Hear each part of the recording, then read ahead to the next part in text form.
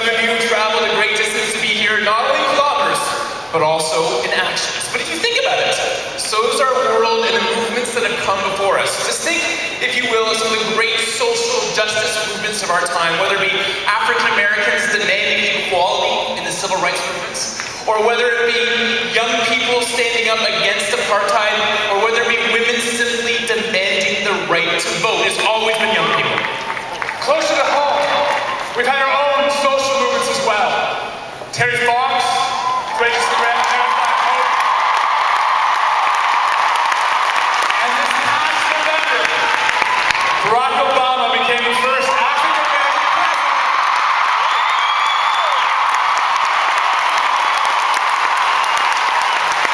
But within each of these social movements, from different times, backgrounds, and leaders, there's one common thread. A group of people saw an injustice, came together, stood up, and took action. Today, we are honored to be a small but proud part of this legacy of social movements. We Day is about striving to create a better world. It's about taking action. And for the past 2 years and 2 We Days, Canadian students, coast to coast, have come together. You have stood up. You have taken action. You have shown that massive change is possible.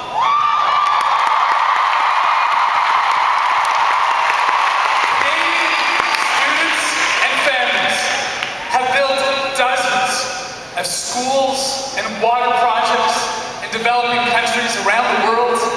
We tracked in the last 2 We Days, U.S. students logged over 150,000 volunteer hours in the community, raised millions of dollars for local, national, and international causes.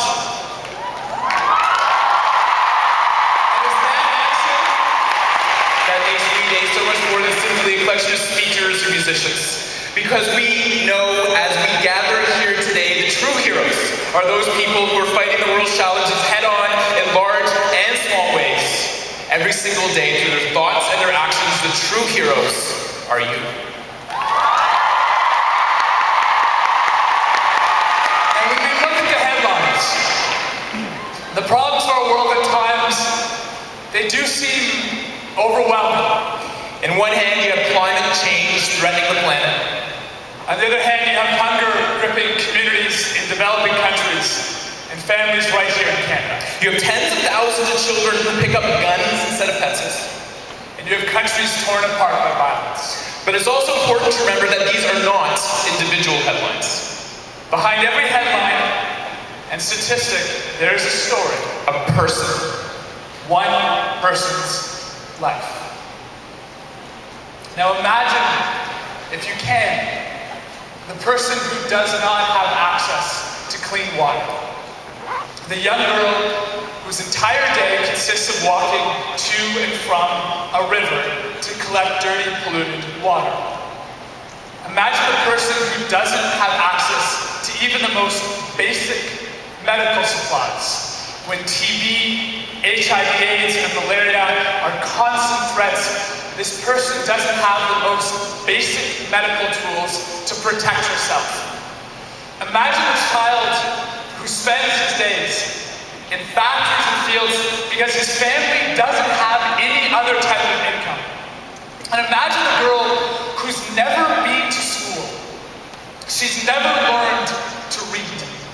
She's never learned to write her own name. She's never learned that she has rights. But it doesn't have to be this way.